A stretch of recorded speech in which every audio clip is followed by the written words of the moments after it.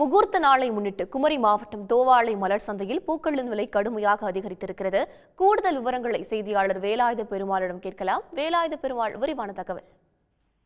கண்டிப்பாக. அதாவது குமரி மாவட்டம் தோவாளை பகுதியில் அமைந்துள்ள மலச்சந்தையானது தமிழ்நாடு அளவில் மிகவும் புகழ்பெற்றது. இங்கு தமிழ்நாட்டின் பல பகுதிகளிலிருந்து பூக்கள் இறக்குமதியும், அதே போல் இங்கிருந்து கேரளா மற்றும் வெளிநாடுகளுக்கு பூக்கள் ஏற்றுமதியும் நடந்து வருகிறது. குறிப்பாக குமரி மாவட்டத்தில் உள்ள பிச்சி மல்லிகை உலக அளவில் புகழ்பெற்றது. இந்நிலையில் கன்னியாகுமரி மாவட்டம் உட்பட தமிழ்நாடு பல பகுதிகளில் கடும் பனிப்பொழிவு இருக்கும் காரணத்தால் தோவாளை மலைச்சந்தைக்கு பிச்சி மல்லிகை பூக்கள் வரத்து மிகவும் குறைவாகவே இருந்து வருகிறது. சராசரியாக ஒரு நாளைக்கு 7,000 முதல் 8,000 கிலோ வரை கொண்டிருந்த பிச்சி மல்லிகை பூவானது தற்பொழுது வெறும் 2,000 கிலோ வரை வருகிறது. இதனால் தோவாளை மலைச்சந்தையில் பூக்களுக்கு மிகவும் தட்டுப்பாடு ஏற்பட்டுள்ளது.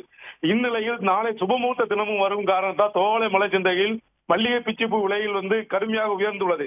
கடந்த 2 நாட்களுக்கு முன்பு 1,750 ரூபாய்க்கு விற்பனை செய்யப்பட்ட 1 கிலோ மல்லிகை பூவானது இன்று ஒரே நாளில் 1,250 ரூபாய் அதிகரித்து 3,000 ரூபாய்க்கும், அதே போல் பிச்சிப்பூவானது 750 ரூபாயிலிருந்து 1,250 ரூபாய் என விலை அதிகரித்து விற்பனை செய்யப்படுகிறது.